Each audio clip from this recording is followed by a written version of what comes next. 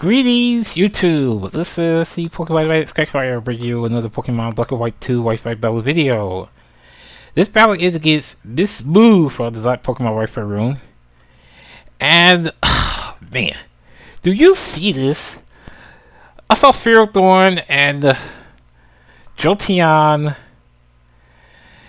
and Crobat. It's like, great. But then, I saw Jellicent.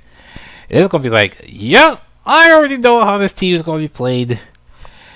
But this battle was closer than I thought. This just came out of bad timing in my part. Some things I wish I pretty much wish I could take back.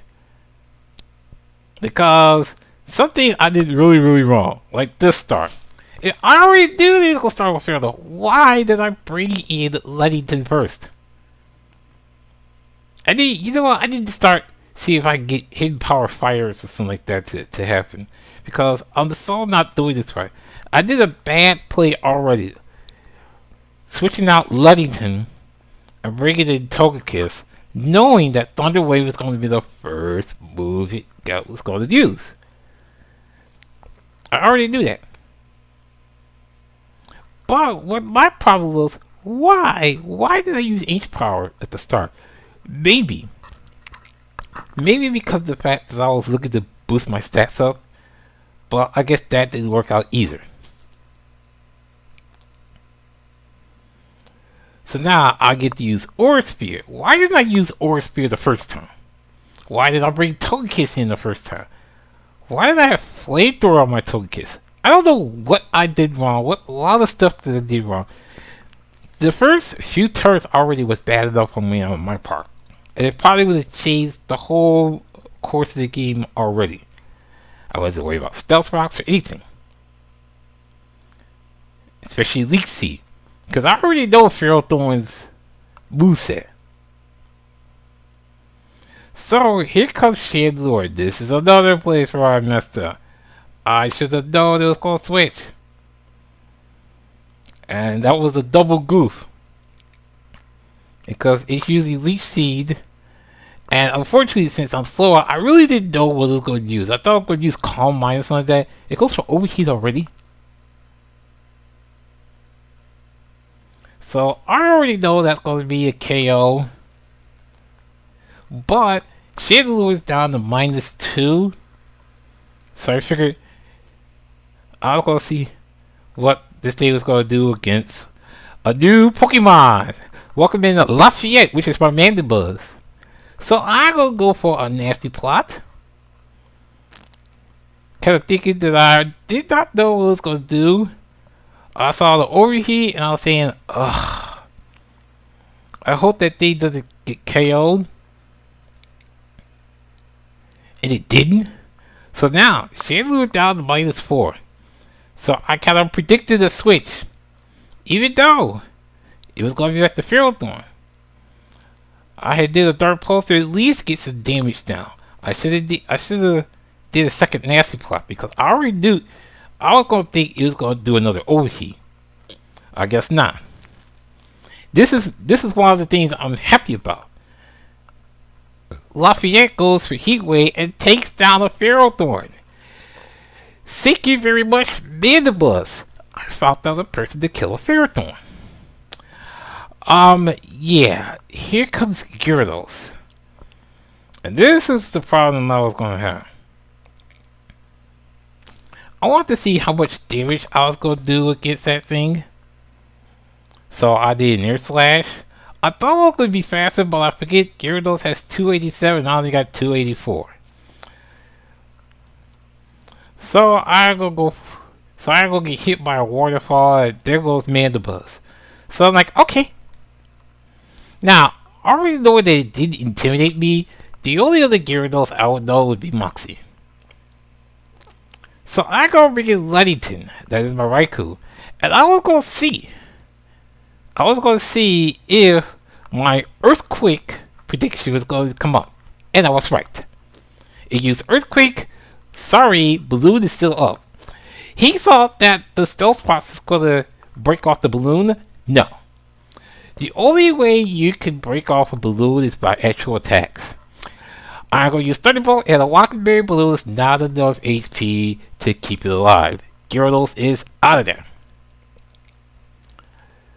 I made another bad play by not doing another Calm Mind because I already knew for the fact that it had Overheat. And if it KO'd Togekiss in one hit, obviously it was Choice Specs. And that was bad on my part because what I could have did was at least put in another Calm Mind to at least keep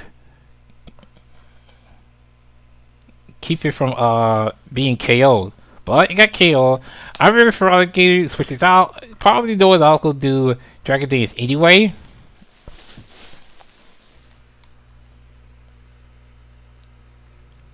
So for the most part, I'm still gonna get some good damage from Jellicent as I use the Earthquake to get out the not bad, just a little bit.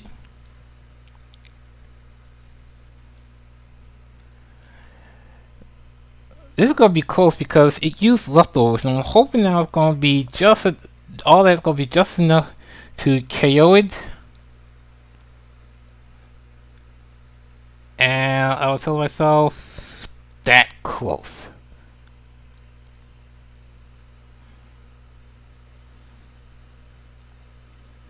This is gonna be rather close.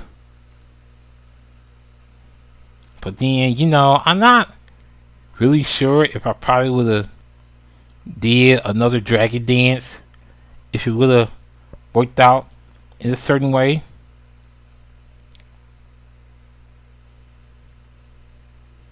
Now Crobat comes in, and unfortunately I used Earthquake again.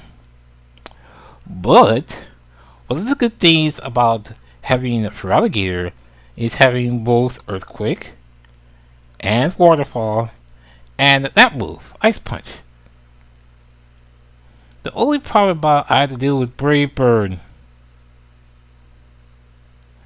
Brave Bird is going to KO Ferrothorn. Sorry, Erie. But the recoil damage is going to KO Crobat too.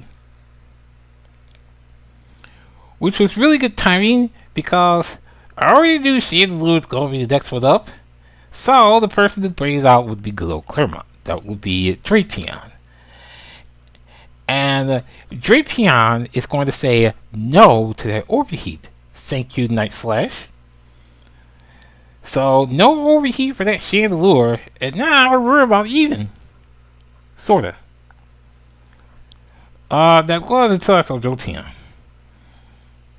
I really didn't think that Jolteon's Thunderbolt was going to KO Claremont. But it came close. Well, that was until the Paralyze came out. So how do you like that? But you know, I had this happen to me once before.